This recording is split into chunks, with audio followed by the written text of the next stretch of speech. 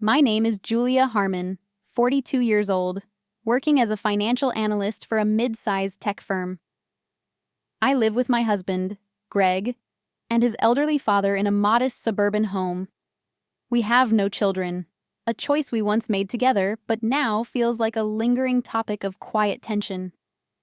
Greg and I met a decade ago at an industry conference. His charm was magnetic, drawing people to him effortlessly. At the time, he was a rising star in his field, confident, witty, and ambitious. It felt like destiny when we ended up seated together at dinner. He made me laugh in a way I hadn't in years. By the end of the evening, he asked for my number, and I gave it to him with a nervous smile. From then on, he pursued me with relentless enthusiasm, calling every evening and showing up with flowers after my late work shifts. It didn't take long before I fell for him. Our marriage, at first, felt like a dream. Greg was attentive and affectionate, always bringing small surprises home after work and making plans for weekends. But after a few years, the sparkle began to dim. The thoughtful gestures became rare, replaced by curt responses and long evenings spent with his father. He began to blame work stress, and I, trying to be supportive, accepted his explanations. Things changed even more when Greg suggested that I leave my job. "It's just temporary," he said. "Dad needs care, and I'll take care of us financially." Hesitant but wanting to keep the peace, I agreed. Life as a homemaker was an adjustment. Greg's father, Richard, was kind but demanding, and his needs often consumed my days. As for Greg, his absences became more frequent, and when I asked about them, he would dismiss me with vague explanations about work or errands for his father. One evening, as I was cleaning out the attic, I stumbled upon a box filled with documents and photographs. Among them was a photo of Greg, not with his coworkers as he had claimed, but at a lavish party. A woman stood beside him, laughing, her arm looped through his. My stomach dropped as I realized that his work excuses might be covering for something else. But instead of confronting him, I decided to wait and watch. The days that followed were filled with quiet observation. I noticed little things I had previously ignored. His phone always face down on the table, hushed conversations that ended when I entered the room, and the faint smell of perfume clinging to his jacket. Doubt turned into certainty, but I needed proof. One Friday evening, Greg announced he would be working late. After he left, I called his office.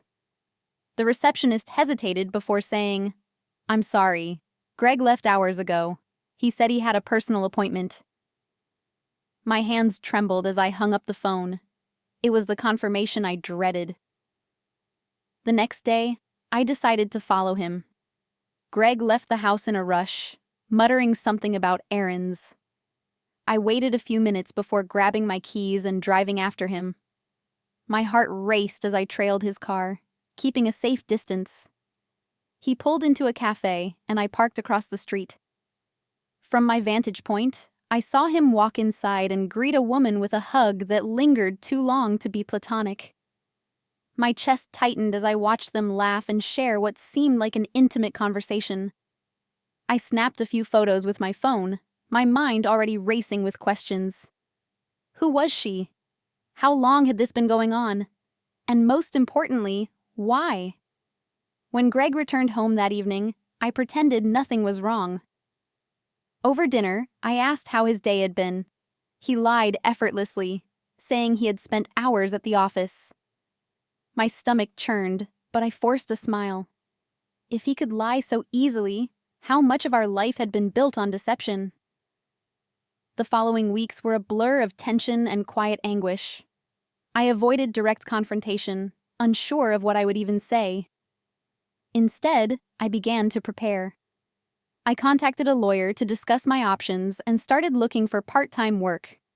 The house, once a sanctuary, felt like a cage, and I longed for the freedom to rebuild my life.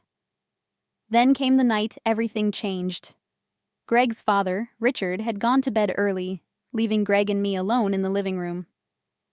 He seemed distracted, checking his phone every few minutes. Summoning my courage, I asked, "Is there something you want to tell me?"